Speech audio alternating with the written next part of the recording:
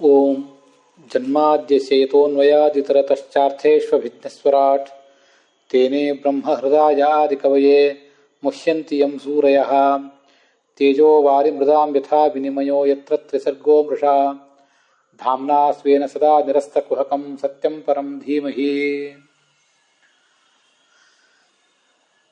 ಭಾಗವತಸ್ಯ ಪ್ರಥಮಸ್ಯ ಸ್ಕಂಧಸ್ಯ ಪ್ರಥಮಸ್ಯ ಅಧ್ಯಾಯಸ್ಯ ಅಯಂ ಆದ್ಯಃ ಶ್ಲೋಕಃ. ಭಾಗವತ ಸಾರೋದ್ಧಾರೆ ಚತ್ವಾರಿಂಶೋತ್ತರಃ ಏಕಶತತಮಃ ಶ್ಲೋಕಃ ಇತಿ ಗ್ರಥಿತಃ ದೃಶ್ಯತೆ. ಭಾಗವತೆ ವರ್ತಮಾನಾನ್ ಶ್ಲೋಕವಿಶೇಷಾನ್ ನೈಕವಿಧ ಪ್ರಕರಣರೂಪೇಣ ಯಹ ವಿಷ್ಣುತೀರ್ಥಾಚಾರ್ಯಃ ಸಂಜಗ್ರಾಹ ಸ ಏವ ಸ್ವೇನ ಸಂಗೃಹೀತಾನ್ ಶ್ಲೋಕಾನ್ ವ್ಯಾಚಖ್ಯಾವಪಿ. ತತ್ರ ಏತೇಷಾಂ ಶ್ಲೋಕಾನಾಂ ವಿವಿಧಾಃ ಸಂಗತೀಃ ಅಪಿ ವಿವಿಧಾನ್ ಸಂಬಂಧಾನ್ ಅಪಿ ಸಹ ಪ್ರದರ್ಶಯತಿ. ಅಥಾಯಂ ಶ್ಲೋಕಃ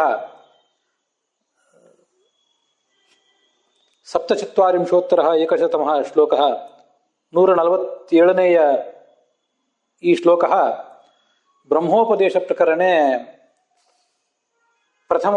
ಪ್ರಥಮತಃ ಶ್ರೂಯತೆ.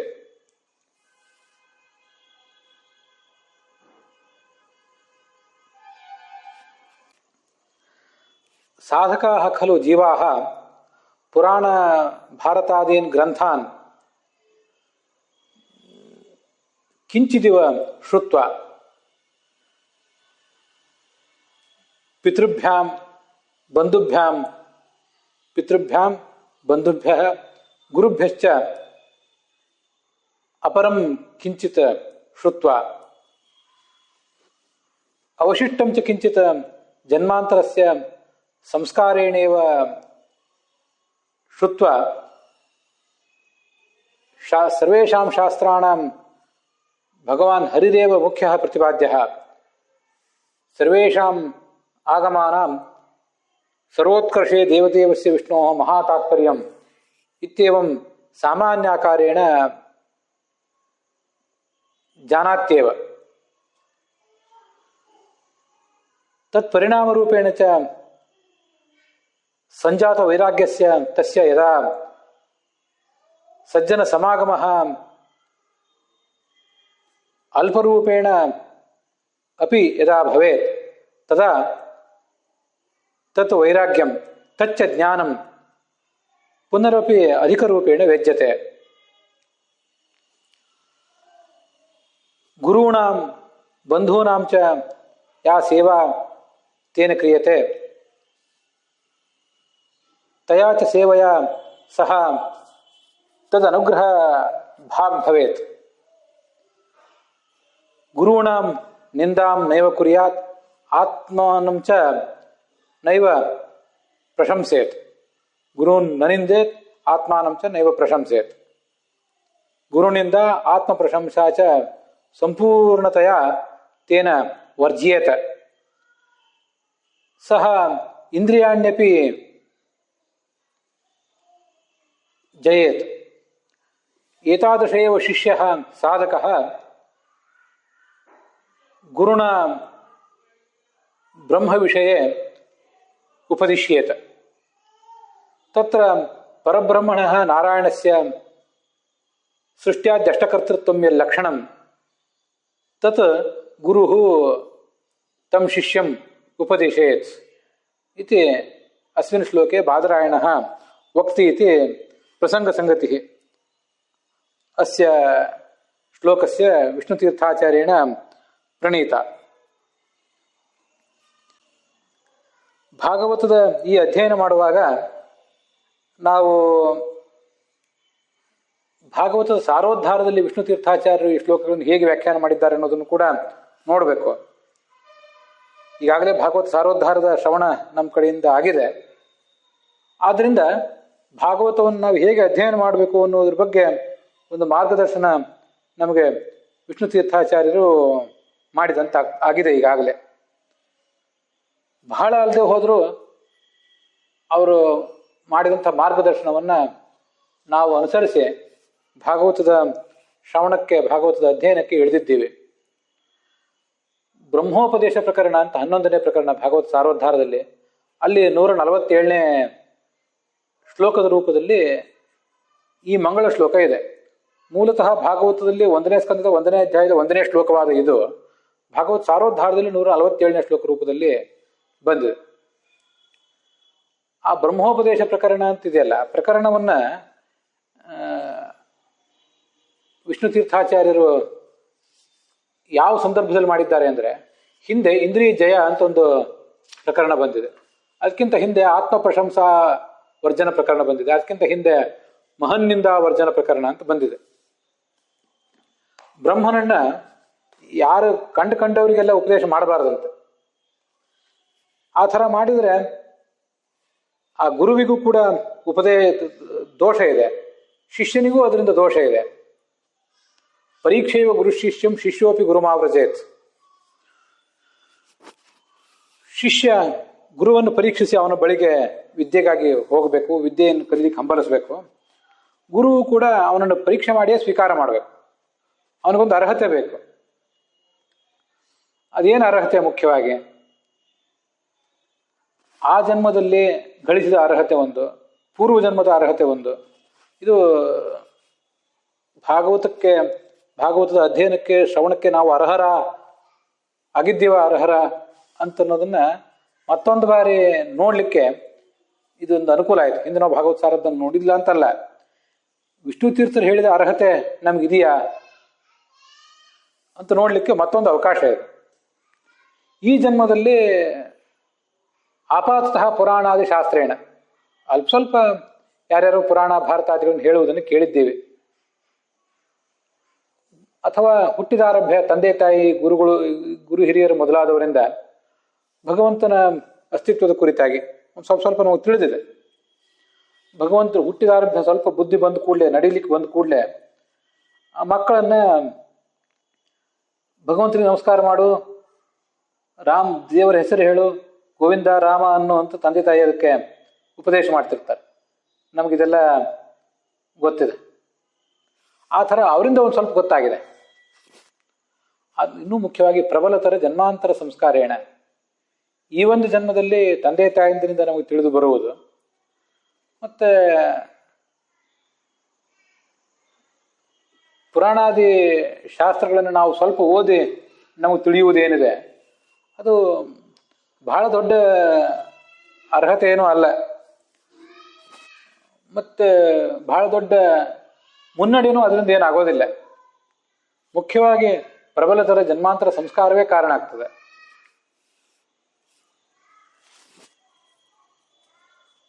ಅದರ ಅರ್ಥ ಮೂಲತಃ ಜೀವನಿಗೊಂದು ಯೋಗ್ಯತಾ ಅನ್ನುವುದಿರಬೇಕು. ಸಾತ್ವಿಕ, ರಾಜಸ, ತಾಮಸ ಅಂತ 3 ಥರದ ಜೀವರಿದ್ದಾರೆ. ಅದರಲ್ಲಿ ಸಾತ್ವಿಕ ಜೀವ ಏನಿದ್ದಾನೆ ಅವನು ಮೂಲತಃ ಜ್ಞಾನಭಕ್ತಿ ವೈರಾಗ್ಯಗಳ ಸ್ವರೂಪವೇ ಆಗಿರ್ತಾನೆ. ಅವನ ಆ ಸ್ವರೂಪ, ಜೀವ ಸ್ವರೂಪ ಏನಿದೆ ಅದು ರಕ್ತ ಮಾಂಸಮಯವಾದದ್ದಲ್ಲ, ಭೌತಿಕವಲ್ಲ, ನಮ್ಗೆ ಗೊತ್ತಿದೆ. ಜ್ಞಾನಭಕ್ತಿ ವೈರಾಗ್ಯಗಳಿಂದ ಕೂಡಿದ್ದೇ ಅದು, ಜ್ಞಾನಾನಂದ ಸ್ವರೂಪವಾದದ್ದೇ. ಭಗವಂತ ಹೇಗೆ ಜ್ಞಾನಾನಂದ ಸ್ವರೂಪನೋ ಹಾಗೆ ಇವನು ಕೂಡ ಜ್ಞಾನಾನಂದ ಸ್ವರೂಪನೇ ಆಗಿರ್ತಾನೆ, ನಮಗದು ಗೊತ್ತಿದೆ. ಅದನ್ನು ಒಳಗೆ ಜ್ಞಾನಾನಂದ ಸ್ವರೂಪ ಇದೆ, ಆದರೆ ಅದು ಈ ಅನ್ಯಥಾ ಜ್ಞಾನ ಇತ್ಯಾದಿಗಳಿಂದಾಗಿ ಅದು ಮುಚ್ಚಿ ಹೋಗಿದೆ. ಪ್ರಕೃತಿಯ ಆವರಣಗಳಿಂದಾಗಿ, ಲಿಂಗದೇಹ, ಅನಿರುದ್ಧ ದೇಹ ಇತ್ಯಾದಿ ಕಾರಣದಿಂದಾಗಿ, ಮತ್ತೆ ಭಾವರೂಪ ಅಜ್ಞಾನ ಇತ್ಯಾದಿಗಳ ಕಾರಣದಿಂದಾಗಿ ಅದು ಮುಚ್ಚಿ ಹೋಗಿದೆ ಅಷ್ಟೆ. ಆದ್ದರಿಂದ ನಾವು ಜ್ಞಾನಾನಂದಮಯರು ಅಂತ ನಮಗೆ ಅನುಭವಕ್ಕೆ ಬರ್ತಿಲ್ಲ ಇಷ್ಟೇ. ಹೀಗೊಂದು ಒಳಗಿನ ಸ್ವರೂಪ ಇದ್ದದ್ದೇ ಮುಂದೆ ವ್ಯಕ್ತ ಆಗಬೇಕಷ್ಟೇ ಹೊರತು ಬೇರೆ ರೀತಿಯಿಂದ ಅದು ವ್ಯಕ್ತ ಆಗಲಿಕ್ಕೆ ಸಾಧ್ಯವೇ ಇಲ್ಲ. ಹಾಗಿದ್ದಾಗಲೇ, ಒಳಗೊಂದು ಸ್ವರೂಪ ಇದ್ದಾಗಲೇ ಹಿಂದಿನ ಅನೇಕ ಜನ್ಮಗಳಲ್ಲಿ ಸ್ವಲ್ಪ ಸಾಧನೆ ಆಗಿರ್ತದೆ. ಅದಕ್ಕಾಗಿ ಪ್ರಬಲತರ ಜನ್ಮಾಂತರ ಸಂಸ್ಕಾರೇಣ ಅಂತ ಹೇಳಿದರು ವಿಷ್ಣು ತೀರ್ಥರು. ಹಾಗೊಂದು ಸಂಸ್ಕಾರ ಇರ್ಲಿಕ್ಕೆ ಯಾವಾಗ ಸಾಧ್ಯ? ಒಳಗೊಂದು ಸ್ವರೂಪ, ಆ ಥರದ ಉಚಿತವಾದ ಸ್ವರೂಪ ಇದ್ರೆ ಮಾತ್ರ ಆ ಥರ ಸಂಸ್ಕಾರ, ಹಾಗೇನೊಂದು ಒಂದು ವಾತಾವರಣ ಸಿಗ್ಲಿಕ್ಕೆ ಸಾಧ್ಯ. ಆದ್ದರಿಂದ ಹಿಂದಿನ ಅನೇಕ ಜನ್ಮಗಳ ಸಾಧನೆ ಬಹಳ ಅಲ್ಲದೆ ಹೋದರೂ ಸ್ವಲ್ಪ ಆದರೂ ಕೂಡ ನಮ್ಮ ಖಾತೆಯಲ್ಲಿದೆ. ಆದ್ರಿಂದ ಶಾಸ್ತ್ರದ ಮುಖ್ಯ ಪ್ರತಿಪಾದ್ಯ ಭಗವಂತನೇ ಅಂತ ಅವನಿಗೆ ಗೊತ್ತಿದೆ. ಸಾಮಾನ್ಯತಃ ಸಂಕ್ಷಿಪ್ಯ ಅವಗತ ಶಾಸ್ತ್ರ ಮುಖ್ಯಾರ್ಥಸ್ಯ ಅಂತರೇವ ಜಾತ ವೈರಾಗ್ಯಸ್ಯ. ಒಂದಿಷ್ಟು ವೈರಾಗ್ಯ ನಮಗೂ ಕೂಡ ಇದೆ ಅಂತ. ತುಂಬಾ ಮಹತ್ವದ ಮಾತು ಇದು. ಯಾಕೆ ಮಹತ್ವದ ಮಾತು ಅಂದ್ರೆ, ಈಗ ಇವತ್ತು ನಾವಿರುವ ಸ್ಥಿತಿಯಲ್ಲಿ ಅನೇಕ ಥರದ ಆಮೋದ ಪ್ರಮೋದ ವಿಲಾಸ ವಿಹಾರ ಇವುಗಳಲ್ಲಿ ನಾವು ಮಗ್ನರಾಗಿಬಿಟ್ಟಿದ್ದೇವೆ. ಅಧ್ಯಾತ್ಮದ ಪರಿವೇನೇ ಇಲ್ಲದೆ ಇರುವಂತ ಬದುಕ್ತಾ ಇದ್ದೇವೆ. ಆದರೂ ಹಿಂದೆ ಅನೇಕ ಜನ್ಮಗಳಲ್ಲಿ ಪ್ರಾಣಿ ಪಕ್ಷಿಯಾಗಿ ಮನುಷ್ಯನಾಗಿ ಎಲ್ಲವನ್ನೂ ಅನುಭವಿಸಿ ಆಗಿದೆ. ಯಾವುದೂ ಹೊಸದಲ್ಲ. ಸೃಷ್ಟಿ ಪ್ರಾರಂಭ ಕಂಡು 195 ಕೋಟಿ ವರ್ಷಗಳಾಗಿವೆ. ಮನುಷ್ಯ ಅದೆಷ್ಟು ಬಾರಿ ಹುಟ್ಟಿದ್ದಾನೋ, ಅದೆಷ್ಟು ಬಾರಿ ಸತ್ತಿದ್ದಾನೋ, ಸ್ವರ್ಗ ನರಕ ಅಲ್ಲೆಲ್ಲ ಸಂಚರಿಸಿ ಮತ್ತೆ ಭೂಲೋಕಕ್ಕೆ ಬಂದಿದ್ದಾನೋ, ಸುಖದ ಆಳ ಎತ್ತರ ಎಲ್ಲವನ್ನೂ ಕಂಡಿದೆ. ಎಲ್ಲಾ ಥರದ ಸುಖ ದುಃಖ ಅದರ ಆಳ ಅಗಲ ಎಲ್ಲವನ್ನೂ ಕೂಡ ಕಂಡಾಗಿದೆ. ಹೊಸ ಅನುಭವ ಅನ್ನುವುದು ಈ ಜಗತ್ತಿನಲ್ಲಿ ಏನೂ ಇಲ್ಲ. ಆತ್ಮನಿಗೆ ದೇಹಕ್ಕೆ ಸ್ವಲ್ಪ ಹೊಸ ಅನುಭವ ಆಗ್ತಿರ್ತದೆ. ಈಗ ನಮಗೆ ಬಂದಿರುವ ದೇಹ ಹಿಂದೆ ಇಲ್ಲದೆ ಇರ್ತದೆ, ಇದೊಂದು ಹೊಸ ದೇಹ, ಅದನ್ನು ಒಪ್ಪಬಹುದು. ಆದರೆ ಒಳಗಿರುವ ಆತ್ಮ ಮಾತ್ರ ಒಂದೇ ಆಗಿದೆ ಅಲ್ಲ. ಆದ್ರಿಂದ ಅದಕ್ಕೊಂದು ಒಳಗಿರುವ ಆತ್ಮನ ಸಂಸ್ಕಾರ ಮಾತ್ರ ಮುಂದಿನ ಎಲ್ಲಾ ಜನ್ಮಗಳಿಗೂ ಅನುವೃತ್ತ ಆಗ್ತಿರ್ತದೆ. ಆದ್ರಿಂದ ವೈರಾಗ್ಯ ಒಂದಿಷ್ಟು ಇದೆ ನಮಗೆ. ಆದರೆ ಈ ದೇಹವೇ ನಮ್ಮನ್ನು ಹಾಳು ಮಾಡೋದು, ನಮ್ಮನ್ನು ಹಾದಿ ತಪ್ಪಿಸುವುದು ಮತ್ತೆ ಮತ್ತೆ ಹುಟ್ಟಿದ ಈ ದೇಹವೇ. ಆ ದೇಹ ಅನ್ನೋದು ವೈರಾಗ್ಯಕ್ಕೆ ಒಂದಿಷ್ಟು ಅಡೆತಡೆಯಾಗಿರ್ತದೆ. ನಮಗೆ ಈಗಾಗಲೇ ಇರುವ ವೈರಾಗ್ಯವೂ ಕೂಡ ಮೇಲೆ ಎದ್ದು ಕಾಣದಂತೆ ಮುಚ್ಚಿ ಹಾಕಿಬಿಟ್ಟಿರ್ತದೆ ನಮ್ಮ ದೇಹ. ಅದಕ್ಕೆ ಒಂದು ದೊಡ್ಡ ಉಪಾಯ ಇದೆ.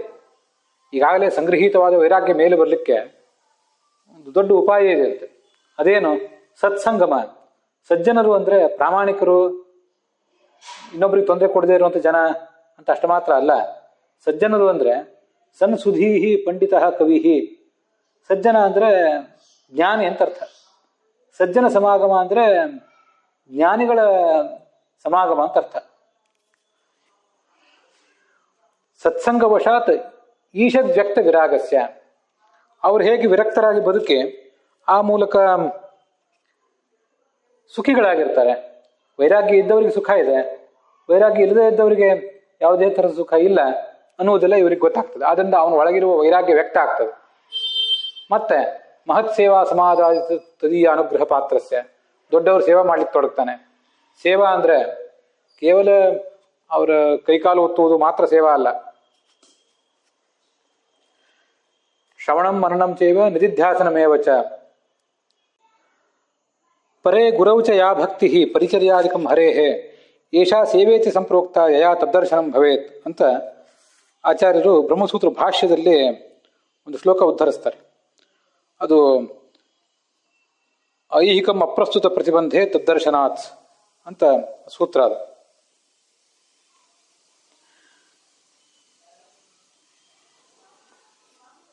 ಸೇವಾ ಮಾಡುವುದು ಅಂದ್ರೆ ಏನು?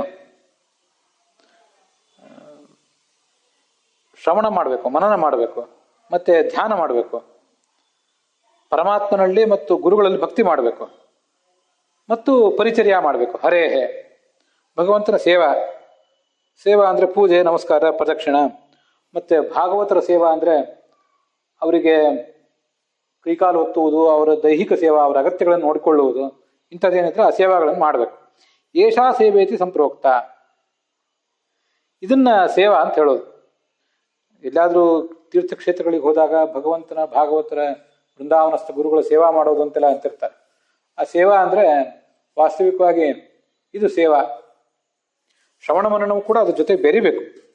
ಕೇವಲ ಪ್ರದಕ್ಷಿಣ ನಮಸ್ಕಾರ ಹಾಕುವುದೇ ದೊಡ್ಡ ಸೇವಾ ಅಲ್ಲ. ಇದರಿಂದ ದರ್ಶನ ಆಗ್ತದೆ, ಭಗವಂತನ ದರ್ಶನ. ಅನಾದಿ ಜನ್ಮ ಸಂಬದ್ಧಂ ನಿರ್ಭೇತ್ತುಂ ಪಾಪಪಂಜರಂ ಯಾವತ್ಯಾ ಸೇವೆಯಾ ಶಕ್ಯಂ ತಾವತ್ ಕಾರ್ಯಂ ನ ಸಂಶಯ ಯಾವತ್ ದೂರೇ ಸ್ಥಿತೋ ಗಮ್ಯಾತ್ ತಾವತ್ ಗಂತವ್ಯಮೇವ ಹಿ ಇಹ ಜನ್ಮಾಂತರ್ಯವಾಪಿ ತಾವತ್ತೈವತ್ತು ದರ್ಶನಂ. ಇದು ಅಲ್ಲಿದೆ ಶ್ಲೋಕ, ಅದೇ ಸೂತ್ರದ ಭಾಷ್ಯದ್ದೇ ಶ್ಲೋಕ ಇದು. ಅನಾದಿ ಕಾಲದಿಂದ ನಮ್ಮಲ್ಲಿ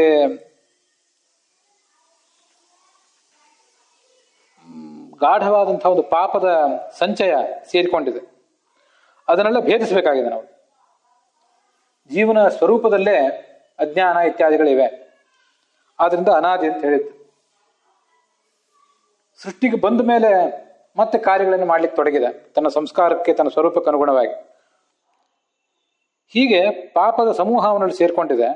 ಅದನ್ನೆಲ್ಲ ಭೇದಿಸಬೇಕಾಗಿದೆ. ಎಷ್ಟು ಸೇವಾ ಅದಕ್ಕೆ ಭೇದಿಸಬೇಕಾದ್ರೆ ಏನು ಪ್ರಯತ್ನ ಮಾಡಬೇಕು ಅದನ್ನೆಲ್ಲ ಮಾಡಲೇಬೇಕು. ಶ್ರವಣ, ಮನನ, ಧ್ಯಾನ, ಸೇವಾ ಇದನ್ನೆಲ್ಲವೂ ಆಗಲೇಬೇಕು. ತತ್ ಕಾರ್ಯಮೇವರ ಸಂಶಯ. ಯಾವತ್ ದೂರೇ ಸ್ಥಿತೋ ಗಮ್ಯ ತಾವತ್ ಗಂತವ್ಯಮೇವಹಿ. ಯಾವುದೋ ಒಂದು ಊರಿಗೆ ಹೊರಟಿದ್ದೀವಿ,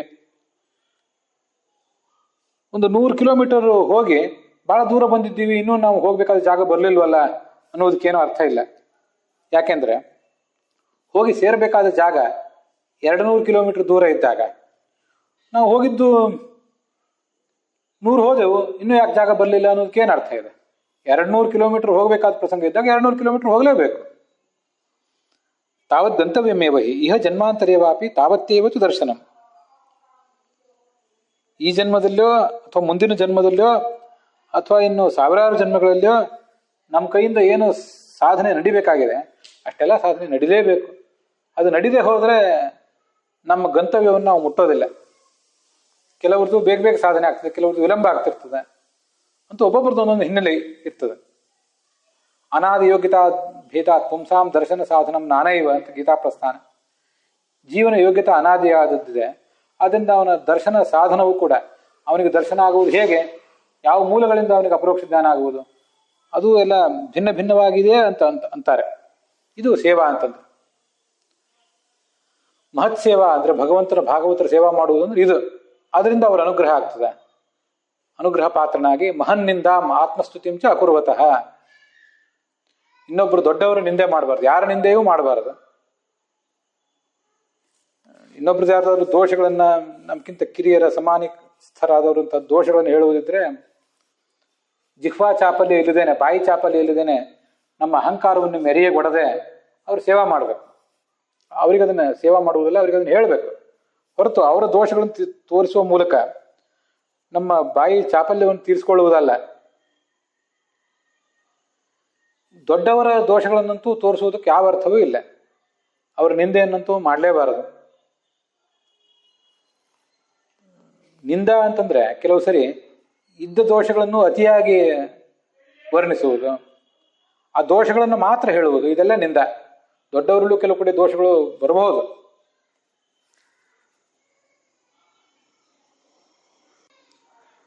ಗುರೋರ ಪ್ಯವಲಿಪ್ತಸ್ಯ ಕಾರ್ಯಕಾರ್ಯಮಜಾನತಃ ಉತ್ಪಥಂ ಪ್ರತಿಪನ್ನಸ್ಯ ಕಾರ್ಯಮೇವ ಹಿ ಶಾಸನಂ ಅಂತ ಶಾಸ್ತ್ರದಲ್ಲಿ ಕೇಳಿ ಬರ್ತದೆ.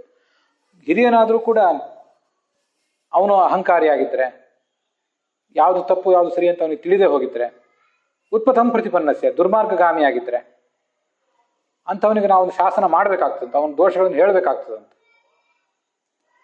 ಅದು ಬಿಟ್ಟು ಕೇವಲ ತಮ್ಮ ತೀಟೆಯನ್ನು ತೀರಿಸ್ಕೊಳ್ಳಿಕ್ಕಾಗಿ ಅವರಿವರನ್ನ ಬೈಯುವುದು,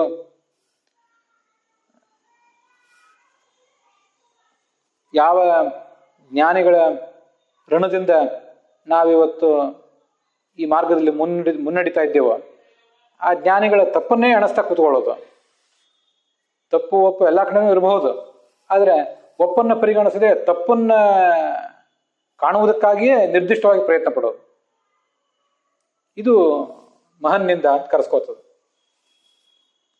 ತಪ್ಪು ತಿದ್ದುವ ಉದ್ದೇಶ ಇಲ್ಲದೇನೆ ತಪ್ಪನ್ನು ತೋರಿಸಿ ಅವರ ಅವಹೇಳನ ಮಾತ್ರ ಮಾಡುವುದೆಲ್ಲ ಮಹಾಪಾಪಕರ. ಅದನ್ನು ಮಾಡಬಾರ್ದು. ಆತ್ಮಸ್ತುತಿಯನ್ನಂತೂ ಮಾಡ್ಕೊಳ್ಳೇಬಾರ್ದು. ಆತ್ಮಸ್ತುತಿ ಅಂತನ್ನೋದು ಅದು ಆತ್ಮಹತ್ಯೆಗೆ ಸಮಾನ ಅಂತ ಹೀನವಾದದ್ದು. ಇದನ್ನೆರಡನ್ನೂ ಮಾಡ್ಕೊಳ್ತಾ ಇದ್ರೆ ಅವನಿಗೆ ಅಧಿಕಾರವೇ ಇಲ್ಲ. ಅಕುರ್ವತಃ ಜಿತೇಂದ್ರಿಯಸ್ಯ ಅಧಿಕಾರಿಣ. ಇಂದ್ರಿಯ ನಿಗ್ರಹ ಇರಬೇಕು, ಮತ್ತೆ ಮಹನ್ನಿಂದ ಮಾಡಬಾರ್ದು, ಆತ್ಮಸ್ತುತಿ ಮಾಡ್ಕೊಳ್ಬಾರ್ದು, ವೈರಾಗ್ಯ ಇರಬೇಕು. ಇದು ಅನುಗ್ರಹ. ಬೇಕಾದಷ್ಟು ಶಾಸ್ತ್ರ ಪಾಂಡಿತ್ಯ ಇದೆ,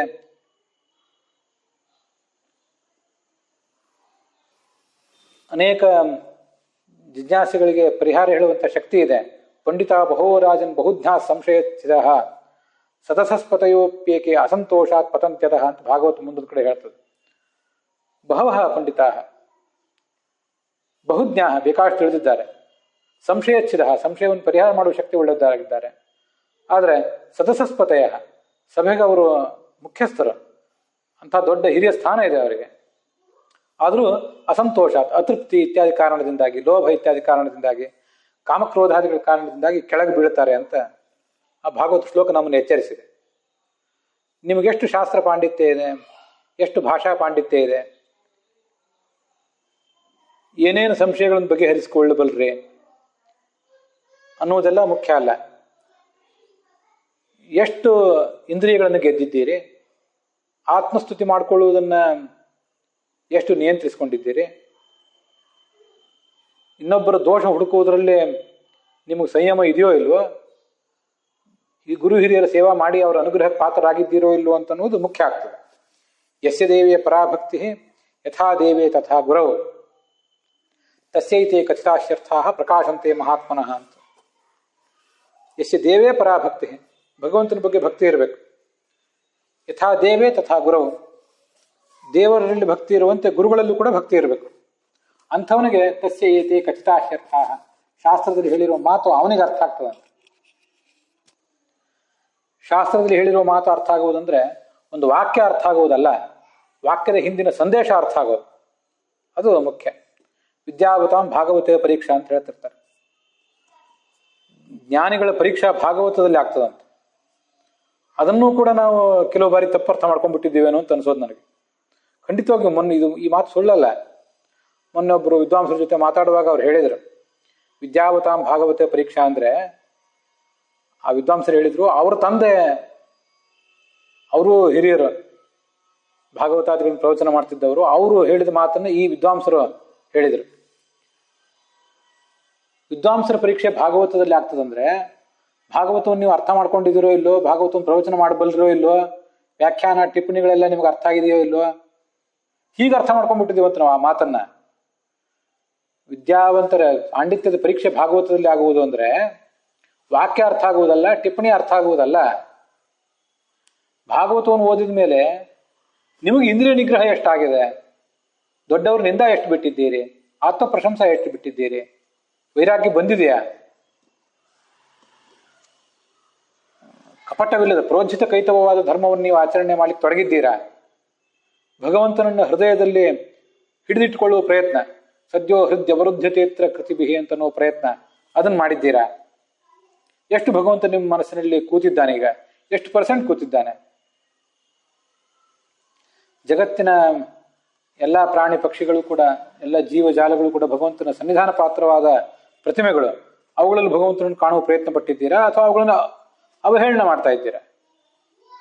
ಅದರಲ್ಲೂ ಸನ್ನಿಧಾನ ಹೆಚ್ಚಿರುವುದು ಜ್ಞಾನಿಗಳಲ್ಲಿ, ಅವ್ರನ್ನ ಅವಹೇಳನ ಮಾಡ್ತಾ ಇದ್ದೀರಾ ಇಲ್ವಾ? ಅಲ್ಲಿ ನಿಮ್ಮ ಪರೀಕ್ಷೆ ಆಗ್ತದೆ. ಭಾಗವತವನ್ನು ಬೇಕಾಷ್ಟು ಬಾರಿ ಪ್ರವಚನ ಮಾಡಿದ್ರಿ, ವ್ಯಾಖ್ಯಾನವೂ ಮಾಡಿದ್ರಿ, ಎಲ್ಲ ಸರಿ.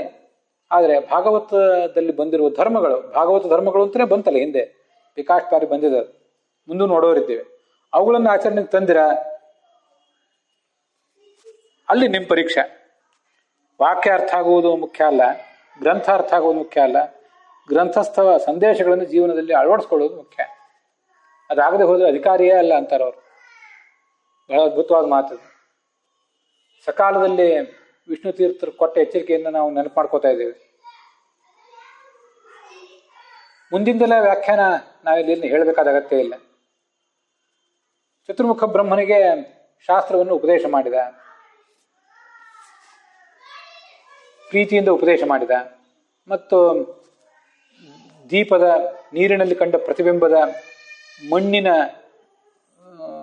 ವಿಕಾರವಾದ ಮಡಿಕೆ ಮೊದಲಾದದ್ದು ಹೇಗೋ ಹಾಗೆ ಈ ಭಗವಂತನ ಸೃಷ್ಟಿ, ತಾನು ಮಾಡಿಕೊಳ್ಳುವ ಅವತಾರ, ಜೀವರ ಸೃಷ್ಟಿ, ಜಡದ ಸೃಷ್ಟಿ, ಇದೆಲ್ಲ ಅವನ ಪಾಲಿಗೆ ವ್ಯರ್ಥ ಅಷ್ಟೇ, ಜಗತ್ತಿನ ಪಾಲಿಗೇನು ವ್ಯರ್ಥ ಅಲ್ಲ. ಜಗಜ್ಜನ್ಮಾದಿ ಕಾರಣತ್ವ ಅನ್ನೋದು ಭಗವಂತನ ಲಕ್ಷಣ ಅಂತ ಅದರಲ್ಲಿ ತಿಳಿಸಿದ ಹಾಗಾಯಿತು.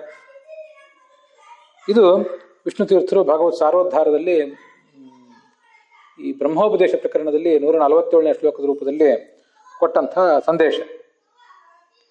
ಹೀಗೆ ಮುಂದೆ ಭಾಗವತದ ಯಾವುದೇ ಶ್ಲೋಕ ಆದರೂ ಒಂದು ವೇಳೆ ವಿಷ್ಣು ತೀರ್ಥರು ಅದನ್ನು ತಮ್ಮ ಭಾಗವತ ಸಾರೋದ್ಧಾರದಲ್ಲಿ ಸಂಗ್ರಹಿಸಿದ್ರೆ ಅಥವಾ ಅದರ ವ್ಯಾಖ್ಯಾನ ಅವರೇ ಏನು ಮಾಡಿದ್ದಾರೆ ಅದರಲ್ಲಾದರೂ ಅವರು ಸಂಗ್ರಹಿಸಿದ್ರೆ ಅದೆಲ್ಲವನ್ನು ಕೂಡ ಇನ್ನು ಮುಂದೆ ನಾವು ನೋಡುವರಿದ್ದೇವೆ.